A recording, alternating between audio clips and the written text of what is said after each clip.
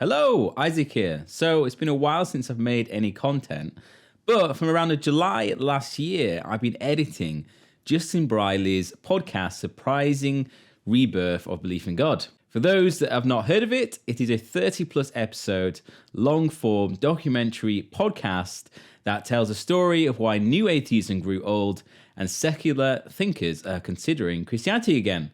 Be sure to check it out. I feel very proud of how it's gone and of its success, particularly because it's been at the top of the podcast charts in the UK for religion. So I thought I would make some of my own content responding to the podcast itself, offering some commentary and expanding on some of the ideas. In this episode, I'm going to delve into episode 10 of the series, which is named History Maker, Why Tom Holland Changed His Mind About Christ. And the discussion is going to center on a pivotal theme that emerges early on in the podcast, and that is the alleged role that Christianity played in ushering in the so-called Dark Ages. So, in our exploration of this, in the first part, we're going to consider the idea of the Dark Ages, and we'll be looking at the conversation that Tom Holland and A.C. Grayling had in the podcast, particularly regarding the destruction of the Serapeum of Alexandria in 391. In the second part, we'll discuss the case of Britain, possibly the hub of the Dark Ages after the fall of the Western Roman Empire, as well as the towering achievements of the Venerable Bede.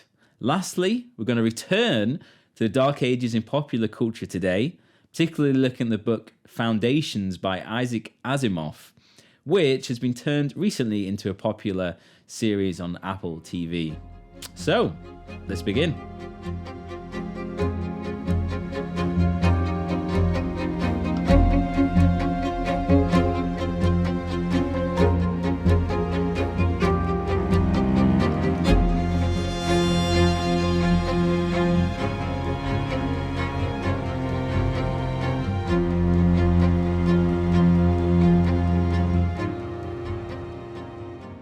So, episode 10 of the podcast begins with this interaction between Tom Holland and A.C. Grayling.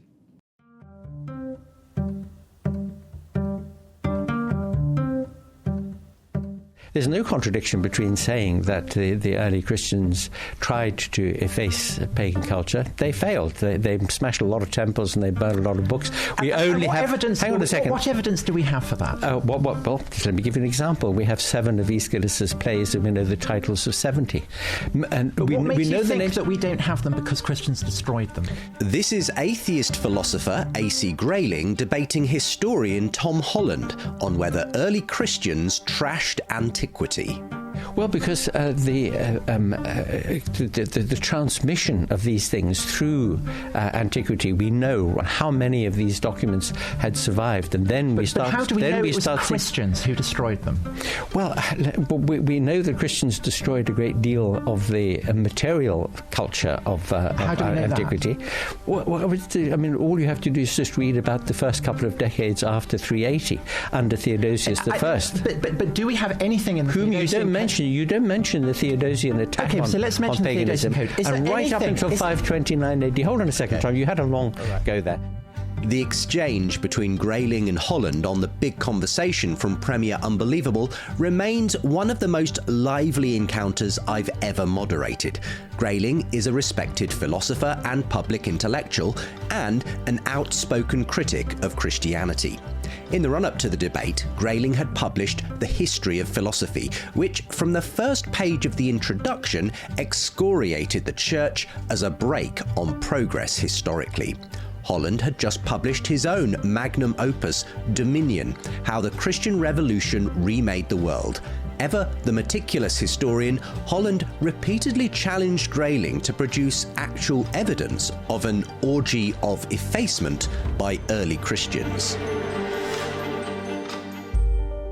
the idea that there was a systematic campaign by evil Christians to eliminate the legacy of classical civilization could not be less true. And this is so clear and transparent a historical fact that it stupefies me that Anthony could even begin to think otherwise. And I think the reason that he thinks otherwise is that it's a myth that he has a huge stake in. It is entirely a myth. This is such a basic point, and you would think that this would be a simple thing for him to go and check. This is a myth that essentially is propagated in the 18th century. The figure who underlies it is Gibbon, with his account that the Serapeum is destroyed by bigoted Christians who destroy the library. And this is, to put it mildly, not exactly what happened. Did Christianity cause, as Justin says, an orgy of defacement of Roman culture and literature? Tom Holland argues that it did not, and that, in fact, this idea of the Dark Age brought on by Christianity is an 18th century myth perpetuated by Edward Gibbon. A.C. Grayling, however, refers to a specific event, the destruction of the Serapeum of Alexandria, a temple dedicated to the Greco-Egyptian god Serapis, which housed part of the great library of Alexandria. The destruction is often dated to 391 and is often believed to have been destroyed by a Christian mob or by Roman soldiers under Christian authority. It's also associated with the actions of Theophilus, the patriarch of Alexandria. Now, the destruction of the Serapeum is important as it is associated with the loss of many texts and scrolls, and symbolically at least is regarded by Edward Gibbon and others like A.C. Grayling as the end of the classical pagan world and the rise of Christianity, which represented for them a loss of ancient knowledge and a transition to a Christian dark age. As Tom Holland says, however, that's not exactly what happened. So what did happen? Well, it might be worth turning back to Tom Holland. He discusses these events on his podcast, The Rest is History. Catherine Nixie basically argued all this tremendous learning of the classical world was destroyed by the Christians, that Christianity was responsible for plunging the world into a darkening age, as she calls it. Yeah, so just, on that, we have 5 accounts of the destruction of the Serapeum. So it is one of the best authenticated episodes in the whole history of Alexandria, but none of them mention the destruction of a library. To the degree that classical texts have survived, it's down to the efforts of Christian copyists, Christian scribes. Without them, we would have nothing. So I don't think the Christians did it. It's kind of in accordance with what people who are very hostile to institutional religion like to imagine about it. Of course. That it's all bigots who have no time for anything other than their own holy books. So I think it's a kind of Enlightenment myth, really. And actually, the person who comments most wonderfully on this is Gibbon. So Gibbon says, I sincerely regret the more valuable libraries which have been involved in the ruin of the Roman Empire, but when I seriously compute the lapse of ages, the waste of ignorance, and the calamities of war, our treasures, rather than our losses, are the object of my surprise. So don't mourn what we've lost, but celebrate what we've retained. That's actually quite a nice message, isn't it? Yeah. Very un-Gibbonian, given that he's normally so sceptical and so sort of... Yeah. Well, no, I think... the Decline and Fall is a great monument to the amount of texts that are there. And I guess that Gibbon is, that's what he is expressing. Thank God I don't have to do any more reading. That's what he's thinking. Yes. The sources are necessarily limited. Thank goodness. But to repeat, again, what we said at the beginning, I think the fact that the Library of Alexandria is no longer there is precisely what gives it its potency as a kind of mythic symbol of libraries.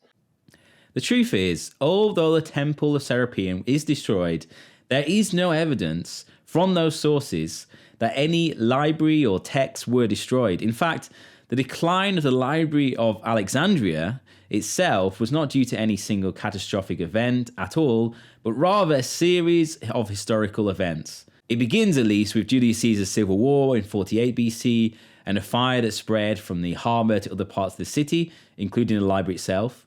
Likewise, in Aurelian's reconquest of Alexandria in the 250s AD, parts of the city were destroyed with suggestions that the library, or what remained of it, being further damaged. In fact, the ancient historian Ammianus Marcellinus, in his book The Later Roman Empire, tells us that several decades before the destruction of Serapeum, of its wonder and beauty, but also that the library had been burnt and destroyed much earlier when the city was sacked by Julius Caesar. He writes, "There are also many temples with loft roofs, chief among them the temple of Serapis. Its splendour is such that mere words can only do it an injustice, but its great halls of columns and its wealth of lifelike statues and other works of art mark it, next to the Capitol, which is the symbol of the eternity of immortal Rome, the most magnificent building in the whole world. It contained 2 priceless libraries. Ancients record unanimous in their evidence that 700 volumes brought together by the sleepless energy of the Ptolemies went up in flames under the dictator Caesar when the city was sat in the Alexandrine wall." So it was an amazing building, the most magnificent in the whole world, as he says. And it was a kind of daughter library or an offshoot of the main library of Alexandria. But significantly, this library went up in flames much earlier during the time of Julius Caesar.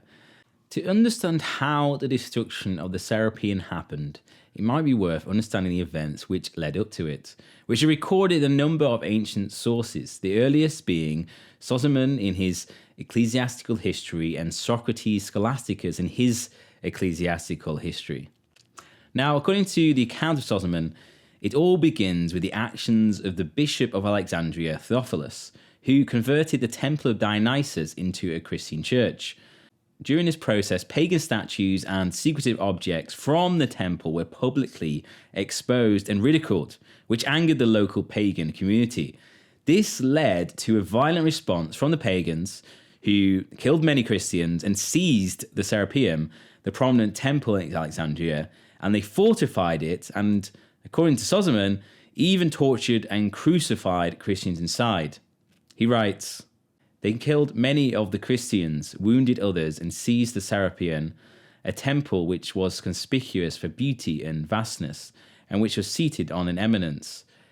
This they converted into a temporary citadel, and hither they conveyed many of the Christians, put them to torture, and compelled them to offer sacrifice. Those who refused compliance were crucified, and both legs broken, or were put to death in some cruel manner. When the sedition had prevailed for some time, the rulers came and urged the people to remember the laws, to lay down their arms, and to give up the Serapeum. Eventually, Romanus, the general of the military of the legions in Egypt, and Evagrius, the prefect of Alexandria, made known what happened to the emperor. Then, in a bizarre turn of events, the emperor not only declared the Christians killed martyrs, but offered pardon to the pagans, while also commanding the demolition of the temple. Now, this is what Sozomen writes.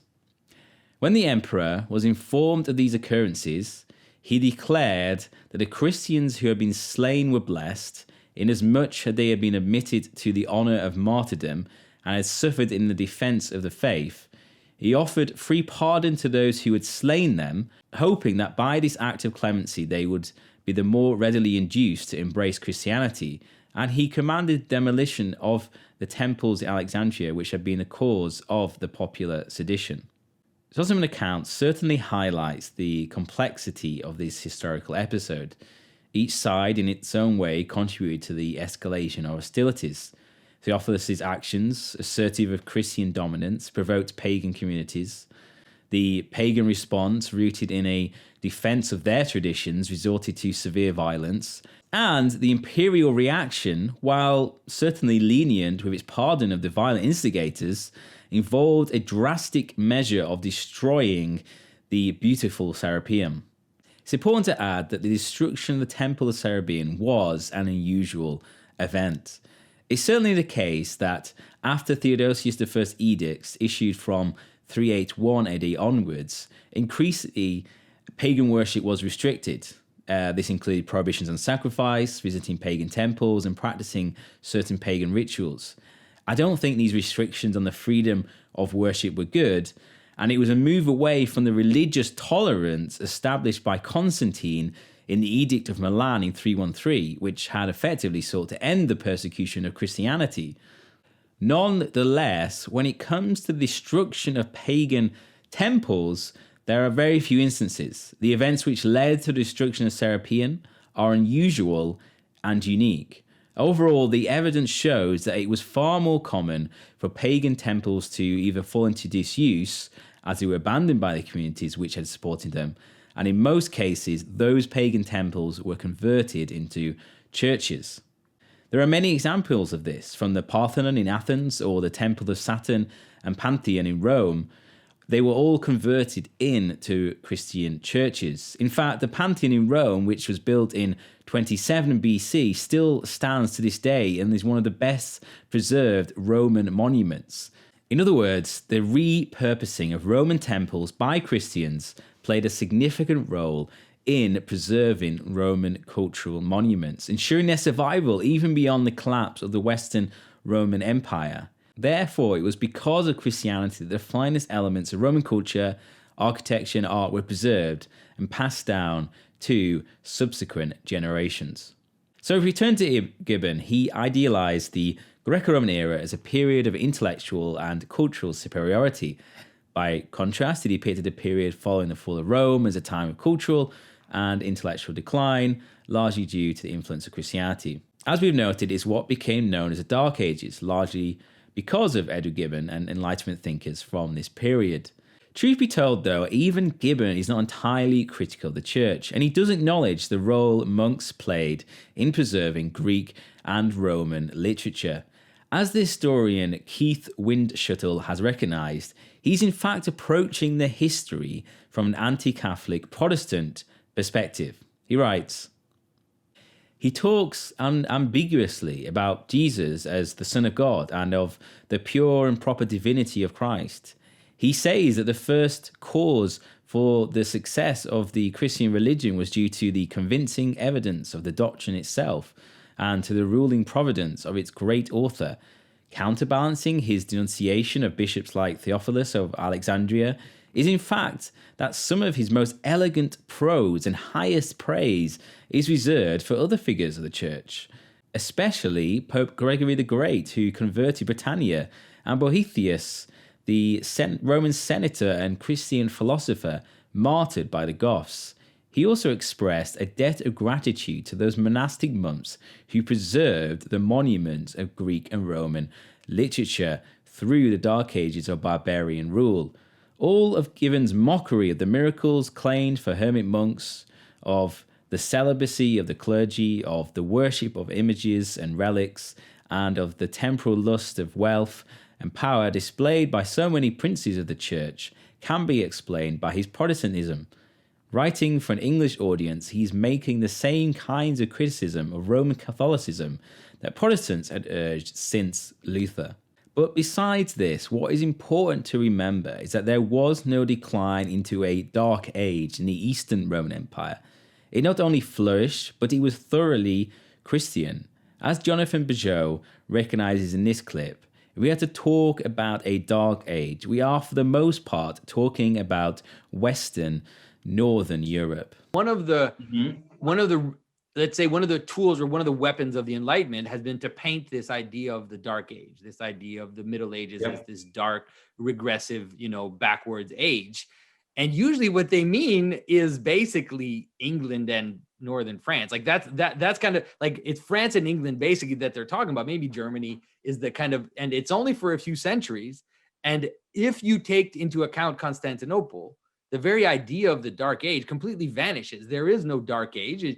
It's actually that, Constantine sets his capital in the East, and then that capital becomes the cultural center for all of Christendom, and the influence of Constantinople reigns and even at the conversion of Charlemagne, you can actually see how Charlemagne takes on the tropes of Constantinople visually in terms of artistic history. You can notice how he takes on the imagery that he gets from Constantinople.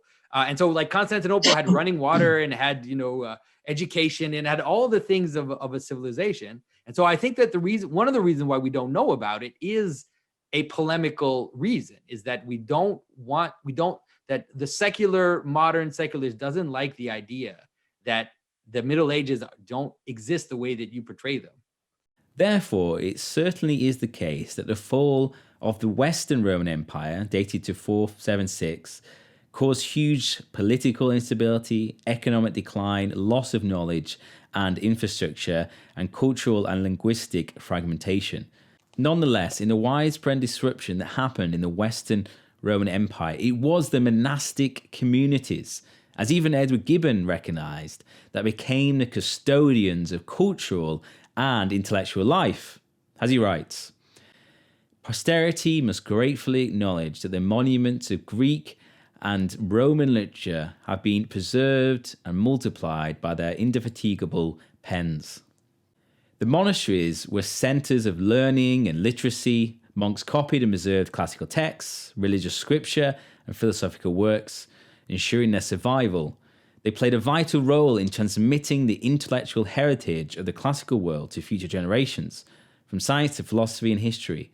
But they not only preserved works, but also facilitated the creation of new ones, contributing to the development of medieval literature and scholarship.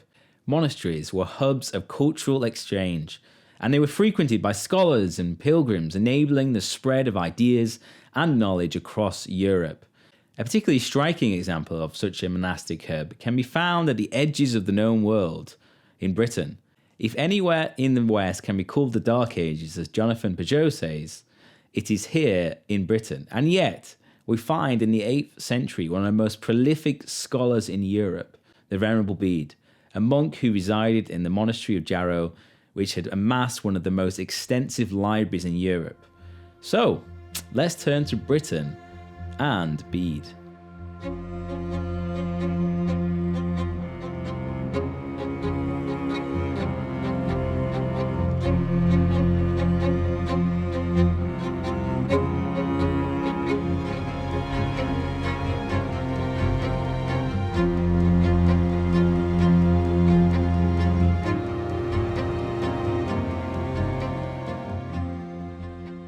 So, what happened in Britain after the fall of the Western Roman Empire? Well, this is historian John Burkett, who explains the arrival of the Angles and Saxons and Jutes on the island, as well as its re-paganization. Now, the Angles and the Saxons had emigrated to the Isle of Britain from what is today Germany in the 5th century of our era. During this period, Britain was a Roman province, but the Roman Empire was beginning to come apart at the seams, experiencing divisions and civil wars within and invasions from without on the continent, and the Roman garrison that had been stationed in Roman Britain was needed on the continent. And so the Romans had to evacuate Britain, and the Britons, the ancient Britons, who were Christians at the time, had to fend for themselves against assaults by the Picts and the Irish. Well, the Irish, of course, are from Ireland. The Picts are an ancient people from what is today Scotland. Now, they invited the Anglos and the Saxons over from Germany to help defend them against their northern and western aggressors. However, when the Angles and the Saxons saw how weak the Britons were, they conquered them. And they established numerous petty kingdoms on the island of Britain. Here we see a map of Britain, approximately 500 AD, and the red area to the east is the beginnings of the establishment of these various Anglo-Saxon kingdoms. What happened was that the Anglos and the Saxons came at the invitation of the Britons, agreed to fight against their enemies, and in return they allotted them these portions of land. And then later, when it became apparent just how weak the Britons were, the Saxons and the Angles took the rest of the island for themselves. Here we have a rough diagram of what became of the Anglo-Saxon presence in Britain.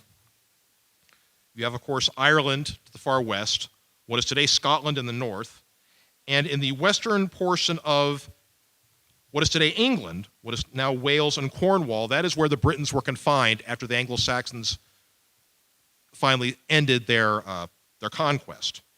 and what is today England was divided into several petty kingdoms, among them the central kingdom of Mercia. You have the southern kingdom of Wessex, Sussex, Kent, Essex, East Anglia, and finally in the north, Northumbria, which was Bede's own kingdom. And this is how England looked roughly 600 AD, after the conquest by the Anglo-Saxons.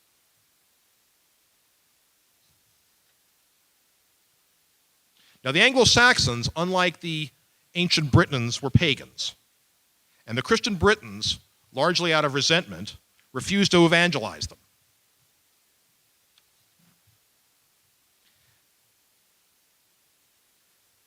And so, in response to this situation, Pope Gregory I sent Augustine, a Roman monk from his monastery in St. Andrews in Rome, to evangelize the Anglo-Saxons. Therefore, the truth is that the decline of Roman Christian Britain and the rise of Anglo-Saxon pagan Britain saw the decline of knowledge and literacy. In fact, there are no surviving works from this period other than a few Christian instances, such as the Confession of St. Patrick, an autobiographical work from around the 5th century, which tells of his story being taken captive by Irish raiders. There's also on the ruin and conquest of Britain by the British monk Gildas in the 6th century, in which he laments the moral decay and failures of British leaders, which he blames for the misfortunes that befell Britain, including the successful invasions by the Anglo-Saxons. He interprets the events in Britain as divine punishment for their moral and religious failings. We then have very few surviving written records for the next few centuries, until the Venerable Bede in the 8th century. There is Anglo-Saxon poetry, such as Beowulf, but this originally existed only in oral form before being transcribed in the later Christian period. The Anglo-Saxons had a runic alphabet, and there are various inscriptions ranging from brief marks on objects to more complex memorial inscriptions. However, the use of runes was relatively limited, and there are certainly no extensive records of history, science, philosophy, or theology. The resurgence of knowledge and literacy in England is largely propelled by the re-establishment of Christianity on the island, which began with St. Augustine's mission in 597. Sent by Pope Gregory the Great, Augustine's arrival with his cohort heralded a new era of religious and cultural transformation. His successful establishment of a church in Canterbury and subsequent conversion of King Athelbert of Kent laid the groundwork for the spread of Christianity across the island. With that came the establishment of monastic and ecclesiastical communities that became the new epicenters of learning. Within those monastic walls, not only was Latin literacy revived and nurtured, but the vernacular tongue of Old English also began to be used in written form using the Latin alphabet. So this is where we turn to the Venerable Bede, a monk at the Wearmouth Jarrow Abbey in the northeast of England. Bede was born around 673, likely in the vicinity of the monastery. At the age of 7, he was entrusted to the monastery of Wearmouth for his education. Later, he moved to its sister site, Jarrow, where he would spend much of his life. Bede was ordained a deacon at the age of 19, became a priest at 30. Near the end of his life, he gives a summary of his work, saying, "I have spent all my life in this monastery, applying myself entirely to the study of scriptures, and amid the observance of the discipline of the rule and the daily task of singing in the church, it has always been my delight to learn or to teach or to write." This is Serapeum talking about his significance. Bede is the most important person writing in Latin in England in the period between the fall of Rome and the Norman conquest in the middle of the 11th century. He writes in more different disciplines, and he has a more long-lasting impact than any other single person who lived in pre-conquest Anglo-Saxon England. That's a good elevator pitch. So are you willing to go out on a limb and say he's the smartest person for 500 years? Bede invents the English as a single people who are bound together by their ethnic Anglo-Saxon identity, by the fact that they have a past that they share, they're all migrant peoples who've come to live together on this island, that they speak this language that they have together, and that they are bound by their worship of the same God and their adherence to the one true faith. Bede would therefore become one of the most significant scholars, not only in Britain, but throughout Europe. In fact, he amassed one of the largest libraries in Europe, as the founders of the monastery, Benedict Biscop and Ceolfrith, made several journeys to Rome and other parts of Europe to acquire books and manuscripts.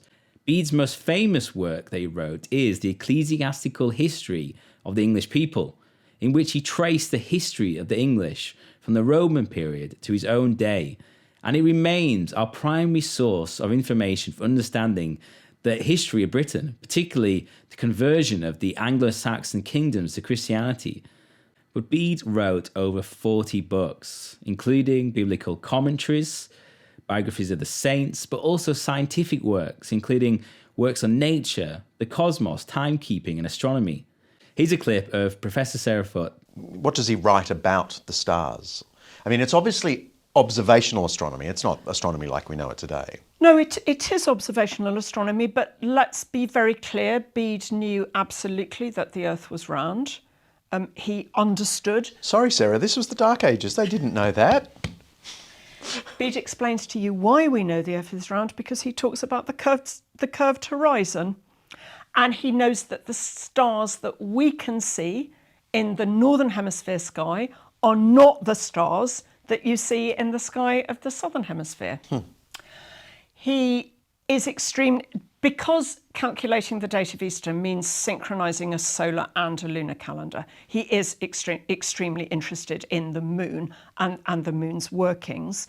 He is also the first person lucidly to explain why the moon determines the phasing of the tides. And this brings us back to Bede's interest in and obsession with the sea. Bede lived on the north coast. He could watch the tides coming in and out, and he worked out that the phasing of the tides works with the waxing and waning of the moon. And it seems likely that he had observers up and down the north coast also marking the tide on the beach and sending their observations back for him. So he got further than earlier thinkers in explaining that. Well, and that's an empirical approach to knowledge. Very much so. And before the 16th century? And a willingness to challenge his earlier pagan classical Roman and patristic sources and say, no, I don't think this is right, because my observation would lead me to different answers. Returning to the ecclesiastical history of the English people, it is truly remarkable in his approach to history. Bede viewed his work as a continuation of the Acts of the Apostles, chronicling the spread of Christianity throughout Britain. But he meticulously documented the arrival of Christian ministries, the conversion of kings and their kingdoms, and the establishment of churches and monasteries. In doing so, he compiled and synthesized information from various sources, including oral traditions, ecclesiastical records, and earlier written works, which presented a cohesive narrative that underscored the role of Christianity in uniting the Anglo-Saxon people. Here is Serapeum again talking about its significance as a work of historical writing. It is not Bede's intention to describe for us who were the kings of the different kingdoms, how they were related to one another, how they won battles against one another. But that's what we use it for. Can we rely on him? When it comes to chronology, I think we really can, because of the efforts that we can see him going to reconcile different written and oral sources that he's got that tell you about kings' reigns and measure them together. He uses documentary sources. 1/7 of the text of the history is copied out, papal letters. But there's also a real rigour there. The fact that he has consulted lots of texts. He sent a monk from Canterbury to Rome to bring that materials for him. He wrote round the church in England and asked people for sources. He's very careful about who his witnesses are. This was told me by this venerable bishop who was there. This was told by a venerable bishop to somebody who told me. This is something that they say in monasteries. This is what the people say. He's got a clear gradation of who his sources are. We can learn more about what England was like in the 7th century from Bede than from any other single source.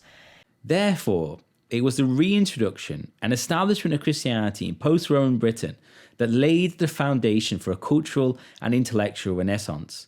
It fostered a revival of learning and the preservation of knowledge that would have lasting impacts not only on Britain, but on the shaping of Western civilization. This period set the stage for the eventual emergence of the High Middle Ages, characterized by greater stability, the rise of universities, and a renewed interest in classical scholarship. If anything caused the so-called Dark Ages in Britain, it was the loss of Christianity and a return to paganism. In fact, the interruption of this golden age of learning in Britain with Bede is the invasion of the pagan Vikings, beginning with their raid on the monastery at Lindisfarne in 793. These raids, which continued for the next 2 centuries, resulted in the destruction of cultural and religious centres, the loss of treasures, and the killing and enslaving of monks and the local population. It would result in a total loss of learning and libraries. This was something that King Alfred the Great of the West Saxons would bemoan in the 9th century. In his preface to his own translation of Gregory the Great's Pastoral Care, he would write, "So completely had wisdom fallen off in England that there were very few on this side of the Humber who could understand their rituals in English, or indeed could translate a letter from Latin into English. And I believe that there was not many beyond the Humber. There were so few of them that I indeed cannot think of a single one south of the Thames when I became king. Thanks be to God Almighty that we now have any supply of teachers. Therefore, I command you to do as I believe you are willing to do, that you free yourself from worldly affairs as often as you can, so that wherever you can establish that wisdom that God gave you, you establish it." King Alfred therefore laments not only the destruction and ravaging of monasteries and libraries, but the total loss of wisdom, since no one is left that can read and access these books. Recognizing this gap, Alfred proposes a solution to translate key texts into English, the language understood by all his people. In fact, he undertook this task himself and invited several learned men from other parts of Europe to his court so that he could learn Latin. The pagan Vikings, on the other hand, were largely illiterate, and with their raids came the loss of wisdom in the land, with the decline of monastic communities and centres of learning. Now, if you listen to the Surprising Rebirth podcast, episodes 11 to 13, what you will find, as the historian Tom Holland recognises, that the fundamental values that we do hold dear in the West do not actually come from the Greco-Roman world or even the Enlightenment. They are thoroughly Christian. This is what Tom Holland stated and was challenged on in the beginning of episode 10, as A.C. Grayling asked Holland, in Monty Python fashion, what has Christianity ever done for us? I would ask Tom this, and this is a surprising question maybe, to nominate for me one thing, just one thing, that Christianity has introduced that doesn't have some source, some parallel, some analogy in previous and in other civilizations. One novelty, one innovation in thinking about anything, ethical, metaphysical, anything you like. And I must say I've racked my brains over this often enough, and I cannot think of one. I would love to hear if there is one. Do you accept that challenge? Absolutely. I think the ideal of lifelong matrimony, I think that's a very distinctive Christian concept. I think the category of what by the 19th century is coming to be categorized as homosexuality and heterosexuality, I think they have no precedence. I think the notion of secularism, the idea of there being religions, I think all these are entirely exclusive to Christian civilization. I think the concept of science as it emerges in the 19th century, I think is entirely exclusive to Christian civilization. I think the idea that human beings are created in the image of God, that is obviously something that Christians share with Jews, but that is it gives a degree of dignity to human beings that no other cultural tradition that I'm aware of even remotely approximates to. So I think that all of those are, and essentially what I'm talking in giving that is I am talking about what makes Western civilization distinctive. And one of the things that absolutely makes Western civilization distinctive, and it's an inheritance of its Christian past, is its assumption that its values are universal. This has been fundamental to the way that Christians have understood their faith, that it is for all of humanity. And to this day, the heirs of that cultural tradition want to believe that their values are not contingent, but somehow are the property of all humanity.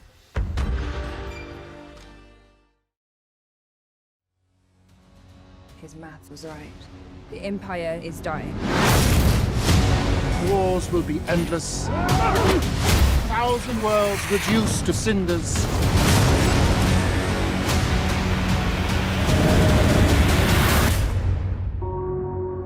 Change is frightening, especially to those in power.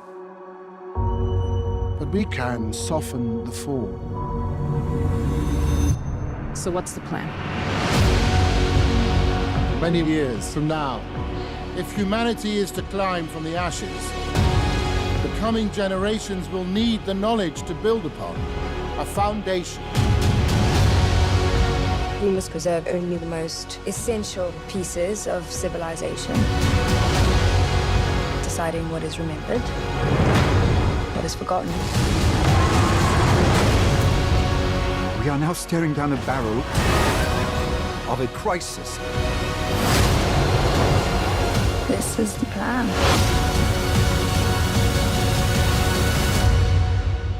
We're not turning around now. So we have reached part 3 of this video, and I want to return to this idea of the Dark Ages and popular culture. We've had several hundred years in the West absorbing this idea that it wasn't just Roman Catholicism that was corrupt, but Christianity itself, and it had plunged us from the beauty of the Greco-Roman world to the darkness of the Middle Ages, only for us to finally come out the light again in the Renaissance and then the Enlightenment. We have, of course, shown that this whole scheme placed onto our understanding of history is a ahistorical myth. There are many reasons for the decline that happened after the collapse of the Western Roman Empire. But what is clear is that Christianity, and especially the monastic communities, played a pivotal role in preserving literature and culture throughout this period. It is, however, a powerful myth. But this narrative plays out throughout culture, and it frequently understands freedom through the lens of science and reason. These tools are understood to have the potential to emancipate humanity from the constraints of religious beliefs and superstitions that happened in the Dark Ages. Moreover, this is also seen as a return to the classical Greco-Roman era, which is often idealized for its advancements in philosophy, art, and science, and is somehow seen as a time when reason and empirical evidence began to take precedent over myth and superstition. At the heart of this narrative, however, lies a framework deeply rooted in Christian theology. Christianity posits that humanity is inherently bound by sin, requiring liberation through the death and resurrection of Jesus Christ. And the goal is a restoration in the future of a perfect Eden-like creation. The myth of the Dark Ages mirrors this structure. It portrays humanity as being enslaved, in this case by religion and superstition, and posits that science and reason are the means of salvation, which will lead us to return to an idealized state akin to the Edenic world. The underlying Christian ethos in this narrative reflects a broader cultural phenomenon which Tom Holland speaks about, where foundational Judeo-Christian concepts continue to shape our perspectives, even in contexts that seem entirely secular. When it comes to popular culture, an embodiment of these Enlightenment ideals was to be found in the Western, where science and reason overcomes the irrational barbarism of the Native American, and then in science fiction, which extends this ideal beyond the realm of the frontier to the new frontier of space, Star Trek being the supreme embodiment of this. The transformation of the universe towards a utopian future is through science, reason, and Western liberal values. An interesting example of this is Isaac Asimov's book Foundation, which influenced Star Wars, but it's also more recently been turned into a series by Apple TV. Interestingly, Isaac Asimov conceded that he imitated Edward Gibbon in his book Rise and Fall. This comes up in a recent episode of the Rest is History podcast. Galactic empires reached the cinema with this group of films, which here and there offered more than a whiff of the foundation. No, I don't mind.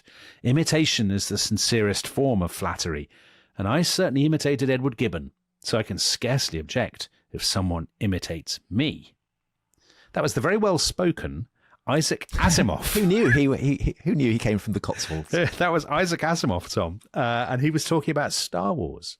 So Isaac Asimov there says he's detected more than a whiff of the foundation in George Lucas's Star Wars saga. So Isaac Asimov is one of those names that if you're not very familiar with science fiction, you've probably heard the name, but you don't know who he is. So Tom, who is Isaac Asimov? So Asimov actually didn't come from the Cotswolds. He came from Russia. And his family emigrated to America in 1923. I think he was about 3. He was intellectually brilliant, brilliant scientist, but also fascinated by history and literature. And he became probably the most celebrated science fiction writer of the 20th century, I would guess. So he's probably famous for 3 things. The first is his enormous mutton chops. He had absolutely huge sideburns. Secondly, and there's been quite a lot of talk about this recently because of AI, he came up with these the 3 laws of robotics, which is kind of basically designed to stop robots from killing you. Right, yes. So there's quite a lot of discussion about should these actually be enshrined. And the third is he wrote this kind of massively influential series of novels called Foundation. And there's a TV series, I think, on Apple at the moment, which came out in the early 50s. 3 novels: Foundation and Empire, Second Foundation. And this was directly inspired by Gibbon. I mean, there's no question about that. Asimov directly modelled it on it. So it opens with someone arriving in the planet of Trantor. And so the opening, there were nearly 25 million inhabited planets in the galaxy then, and not one but owed allegiance to the Empire, whose seat was on Trantor. It was the last half-century in which that could be said. So this is the equivalent of someone arriving in Rome in 400. The kind of the parabola of Asimov's narrative directly follows that of Gibbon. So you have scenes in which imperial plenipotentiaries visit outposts of the Empire for the very last time. You get kind of interstellar equivalents of the barbarian kingdoms, sprouting up on planets that the Empire has abandoned. You have a chapter in which the Empire, a bit like Justinian reinvading Italy, tries to kind of reconstitute the Empire. But the foundation itself, which gives its name to the series of novels, is something that has been founded. It's a foundation by a psychohistorian, a guy called Harry Seldon. Right. And he's a mathematician who has applied his kind of crunching of data to the past and has drawn up rules of history. So by looking to the past, he's been able to work out the future. And so he can tell that the Empire is going to collapse, and he kind of plants the foundation to serve as a beacon of light amid the gathering darkness that he knows is going to come. So it's as though he has read his Gibbon and he thinks this is going to happen again, effectively. Yes, pretty much. So in Foundation, the Galactic Empire since a vast ancient civilization decline, much like how the Western Roman Empire was perceived in the historical narrative of the Dark Ages. The fall of the Empire in Isaac Asimov's story sets the stage for a period of turmoil and regression, akin to the societal and cultural disruptions that followed the collapse of the Roman Empire. The idea of a Dark Age in Foundation is central to Harry Seldon's psycho-historical predictions, for he foresees a period of 30,000 years of chaos and decline following the fall of the Empire, which he seeks to shorten to 1,000 years through the establishment of the Foundation. The Foundation, which is to be established on the periphery of the galaxy, is tasked with preserving and extending human knowledge, which is very much like the Christian monastic communities. This preservation is seen as the key to eventually rebuilding an enlightened new civilization. The difference, however, is that the Foundation, this repository of human knowledge, is established not by religious monks, but by scientists, academics, and technicians, Moreover, the societies that oppose the Foundation and its scientific knowledge are depicted as religiously fervent and less scientifically advanced. Therefore, in a twist, Isaac Asimov turns the religious monks of the Middle Ages into non-religious scientists of reason. This is part of the broader ideology of Isaac Asimov, which saw religion as the opposition to science, which is the true means of liberation. This is Isaac Asimov talking in an interview recorded in 1988. Because humanity isn't rational, and somehow I don't think that I'm going to persuade many people to be rational. For instance, right now, once again, they're talking about there being a wave of mysticism that's taking over in the United States. More and more people are interested in astrology, in the new way, the new something of new age, I guess they call it, and various assorted nonsenses of that sort. Since I do appreciate rationality, I do believe I have a kind of ability to be a skeptic, to insist on evidence, to want things to make sense. I have the duty to say so, just as some people feel that they have the call to spread God's word. I believe that if there's such a thing as God's word, it's rationality, and I have the call to spread it. And secondly, even though I don't think I'll convert the world to rationality, I may influence an occasional person here and there. And every small addition to the sum total of rationality is precious. And I would like to be responsible for as many drops as we can possibly add to that small pond. Therefore, Isaac Asimov had a mission to spread the gospel of rationality and was highly skeptical of so-called New Age beliefs that had emerged in the 60s and 70s. For beginning at least with this counterculture, the whole modern narrative of the West was flipped. Instead of science being the means of salvation, in fact, it was the means of oppression. Science and reason brought us the Holocaust, they bring us nuclear warfare, or even our total dehumanization as we ourselves are replaced by AI or become machines void of all human emotion or anything that makes us uniquely human. In other words, it brings an oppressive colonization of the world without and the world within. In this regard, think of The Matrix, where the world is dominated by an all-encompassing artificial intelligence.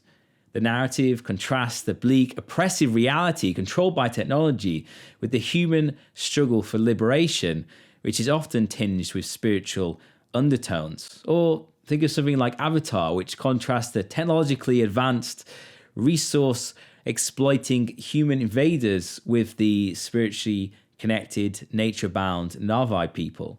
Or even WALL-E and its portrayal of people hooked up to machines for all physical needs, but disconnected from the natural world, which has been abandoned and polluted. Or even Blade Runner, that depicts a technologically advanced yet dystopian future marked by overcrowding, pollution, and a lack of any moral or empathetic values, with the blurring of the distinction between humans and replicants to the point of indistinguishability.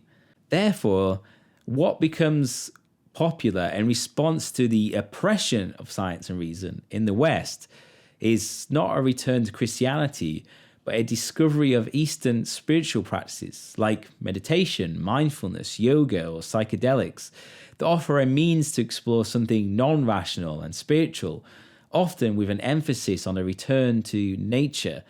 This is ironically where the leading proponent of New Atheism, Sam Harris, goes, as he realizes himself the limits of reason. There is an interesting clip in episode 7 of the podcast where Sam Harris tries to encourage Richard Dawkins to meditate, but he doesn't seem to get it because, well, science is all there is. I did try transcendental meditation once. It's absolutely nothing for me at all. That's not the one I would have recommended. I'm sure, right. I mean, they gave me a mantra, right, and at the same time as a lot of gobbledygook in Sanskrit, I think. Right. And I tried this mantra, and so I shut my eyes and I said the mantra to myself, and all that happened was I heard myself saying the mantra to myself, and that was it. And okay, so I didn't know that I was going to do this, but would you be willing to meditate with me for 5 minutes just to explore this? This was Richard Dawkins appearing on Sam Harris's podcast and getting ambushed into practicing some meditation. Harris later reflected on his fellow atheist's response. He closes his eyes, he looks inside, and there's nothing of interest to see, right? Like he doesn't have the conceptual interest in him that would cause him to persist long enough to find out that there's a there, right?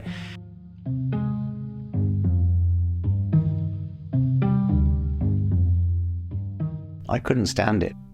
Yeah, so now I want to hear about your experience. What were you experiencing here that suggested that you couldn't stand it? I was listening to your words, and I was keeping my eyes shut, and I was doing everything you said.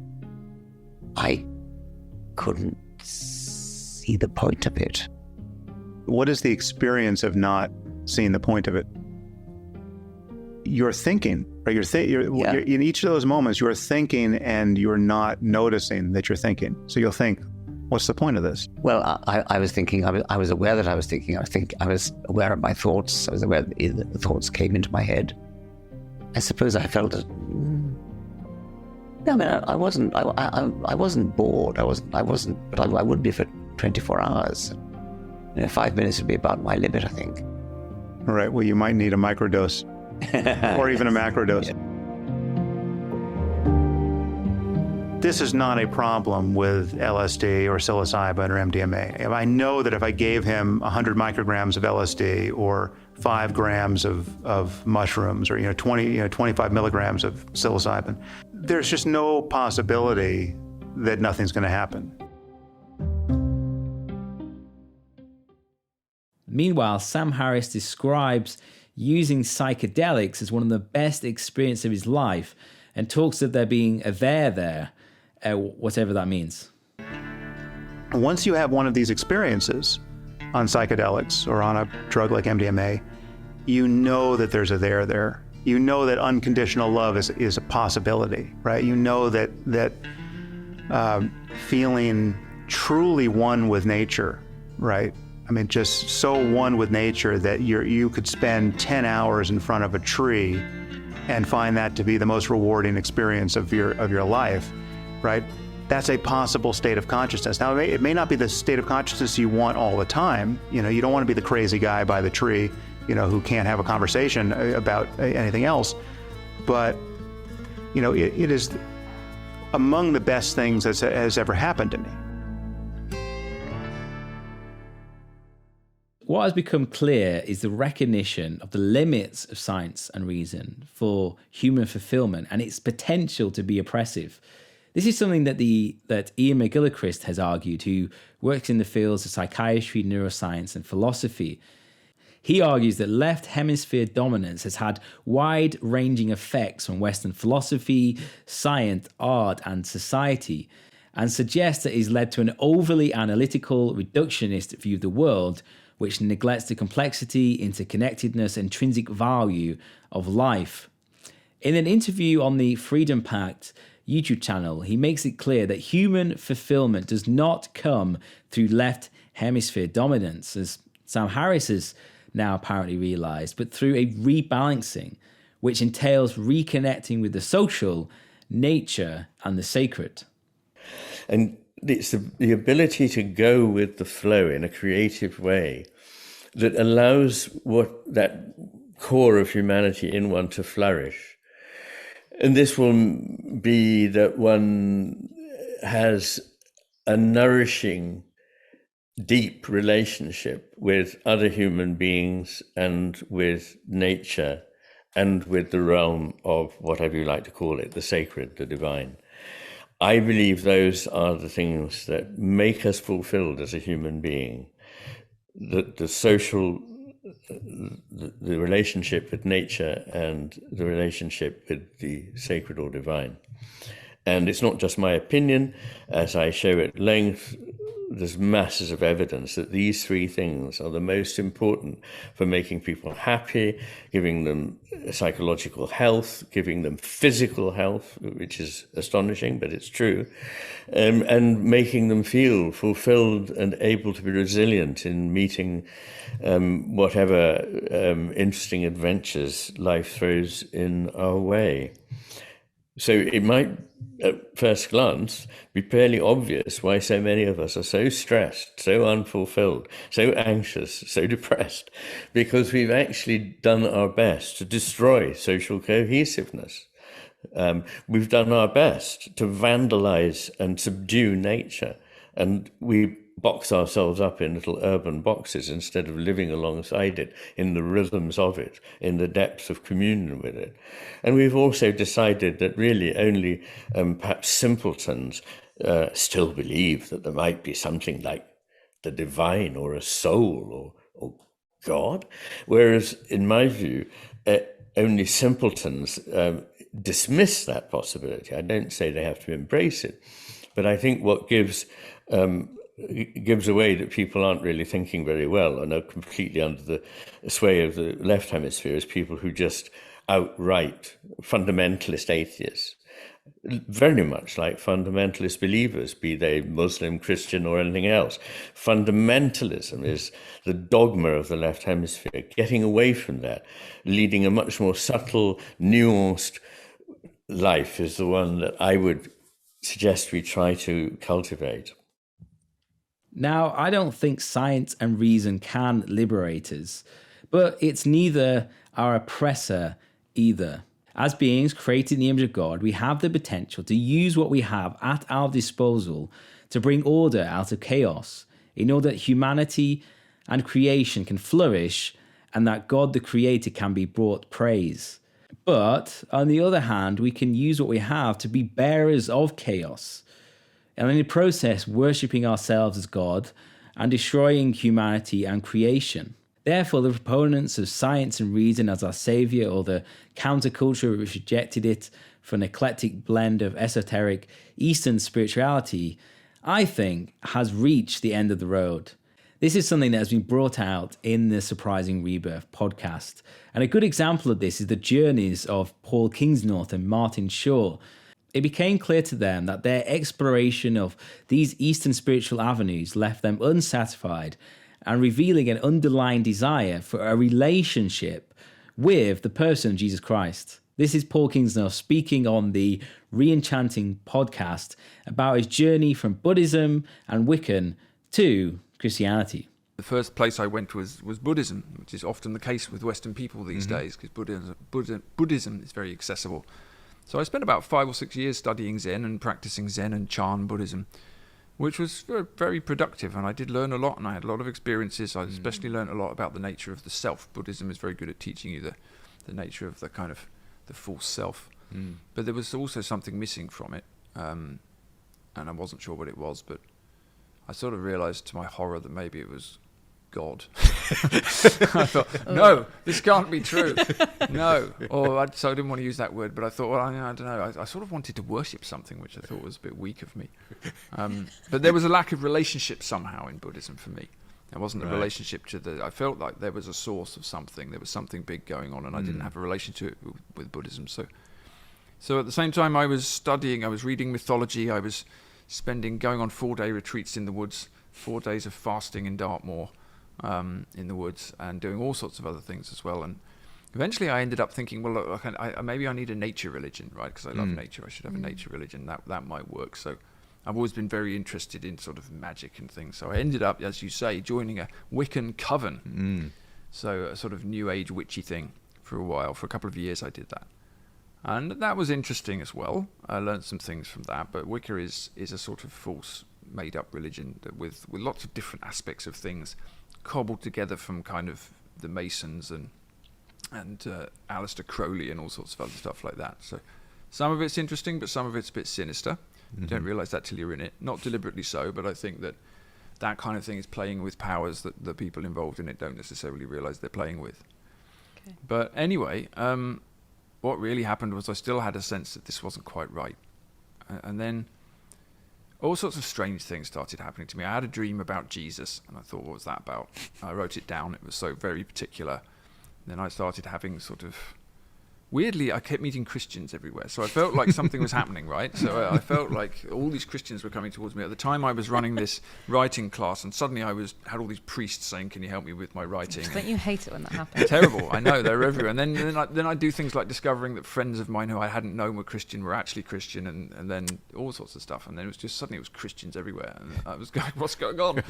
And then I really started to have a sense that I was being dragged out of Wicca by something or someone and being told not to do this anymore. And I felt like I knew who it was, but I didn't want to think about that.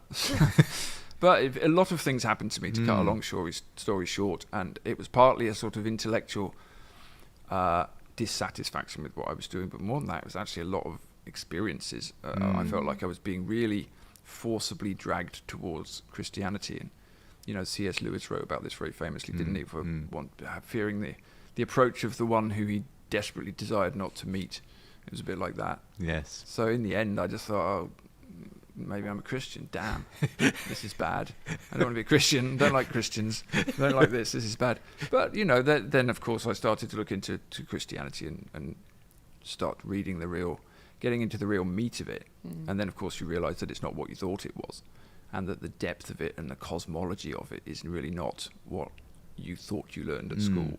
And it's very badly communicated to us, unfortunately. The trendy vicars didn't have the whole story. I appreciate their efforts, but it wasn't. The attempt to make Christianity relevant just makes it less relevant.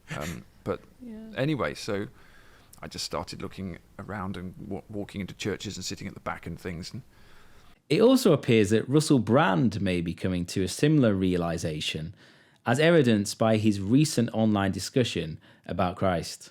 Reading the Bible a lot more, and as I've told you before, I'm reading Rick Warren's Purpose-Driven Life. When I grew up, Christianity seemed like it was either really irrelevant and old-fashioned and sort of dusty and sort of incense and sort of Anno Domini, or they tried to modernise it and it seems just like, right, okay, we're going to talk about Jesus. And like both of those routes seem like, I don't know if there's anything for me. And I suppose it takes a certain amount of adulthood, and it might be different for all of us. For me, it seems that it's taken quite a lot to recognise that I need a personal relationship with God. It occurred to me that if instead of always talking to myself inwardly, I could replace one of those voices with an indwelling God. It says in Galatians, it is our job to die so that as Christ died on the cross, he might be reborn in us. So are we seeing a surprising rebirth of Christianity? It's possible. I think the resources are there in Christianity to provide the answers, where scripture, reason, tradition, and experience or spirituality come together in a beautiful synthesis. In this regard, the 2nd century theologian Origen was right.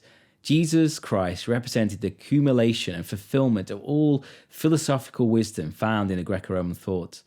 For Origen, the teachings of Jesus and the Christian doctrine did not abolish the philosophical wisdom of the Greeks, but it rather completed it.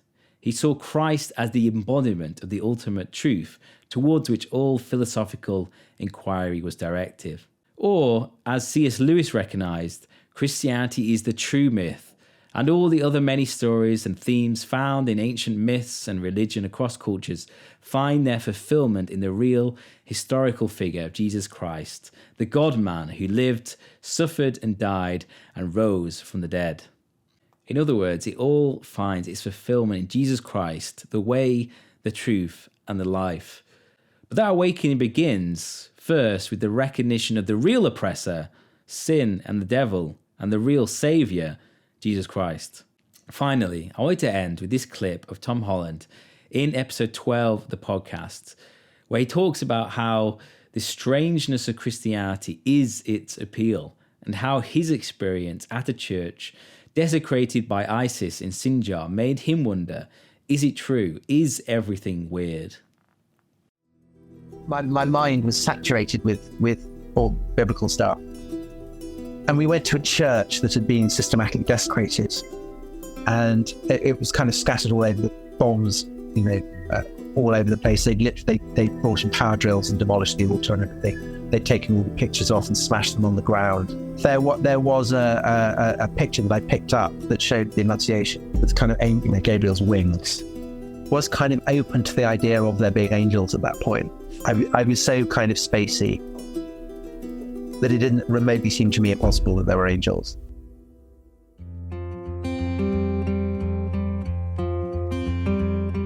It was kind of a kind of sweet sense of intoxication that perhaps everything was weird and strange. And the moment you accept that there are angels, then suddenly the world just seems richer and more interesting. And so I came back from that and kind of recovered and thought, well, I could entirely see why there were psychological reasons why I would think that. I don't need to explain it as a kind of, angels actually exist. But the memory of thinking that they might exist was a really powerful one. It was kind of like taking a drug. It was like the memory of taking a drug. Everything seems more intense, more vivid, more beautiful, and you remember it wistfully. You remember that experience. And I think that was very transformative because suddenly I really wanted to believe it. I really wanted to get that feeling back.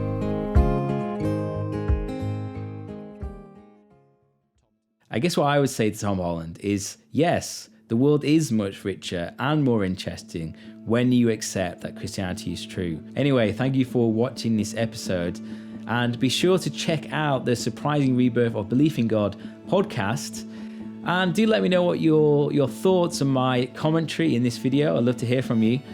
And if you have enjoyed this content, and do feel free to share it with others. And do like, comment, and subscribe.